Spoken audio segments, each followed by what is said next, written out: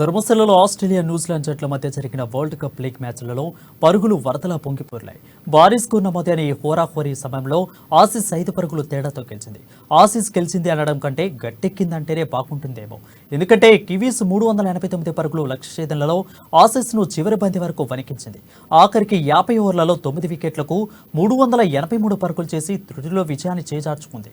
ఆఖరికి 6 పరుగులు కొడితే విజయం వస్తుందనుకునగా బౌల్డ్ నేరుగా ఫీల్డర్ వద్దకు బంతిని కొట్టడంతో ఓటమి తప్పలేదు.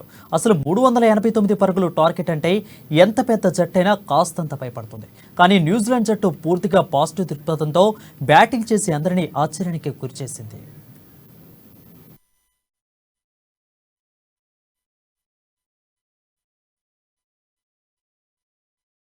ఇక కివీస్ ఇన్నింగ్స్లో హైలైట్ అంటే రచిన్ రవీంద్ర సెంచరీనే. అంతర్జాతీయ అనుభవం ఉన్న పెద్దగా లేదు. ఆడుతుందేమో వరల్డ్ కప్లో, అయినప్పటికీ ఆ బెరుకు అనేది లేకుండా రచిన్ రవీంద్ర స్వేచ్ఛగా బ్యాట్ను జలిపించిన తీరు అతడు న్యూజిలాండ్ జట్టుకు భవిష్యత్తు సూపర్ స్టార్ ఆటగాడు అని చాటుతుంది. ఎంతో ఒత్తిడి ఉన్నప్పటికీ ఏకాగ్రత చెడకుండా ఆడిన రవీంద్ర కేవలం 89 బంతుల్లో 9 ఫోర్లు 5 సిక్స్లతో 116 పరుగులు సాధించాడు. వరల్డ్ కప్లో అతడిది 2వ సెంచరీ. చివరిలో కివీస్ ఆల్రౌండర్ జమ్మీ నిమాషా భారీ షాట్లతో మ్యాచ్ను స్వరూపాన్ని మార్చేశాడు. నిషామ్ 39 బంతుల్లో 3 ఫోర్లు 3 సిక్స్లతో 58 పరుగులు చేసి 9వ వికెట్ రూపంలో వెనుతిరిగాడు. నిషామ్ క్రీజ్లో ఉన్నంతసేపు ఆసీస్లో గుండెలో రైలు పరిగెత్తంటే అతిశయోక్తి కాదు.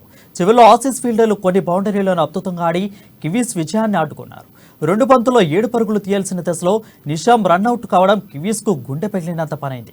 కాగా ఈ విజయంతో ఆసీస్ పాయింట్ల పట్టికలో 4వ స్థానానికి ఎగబాకింది.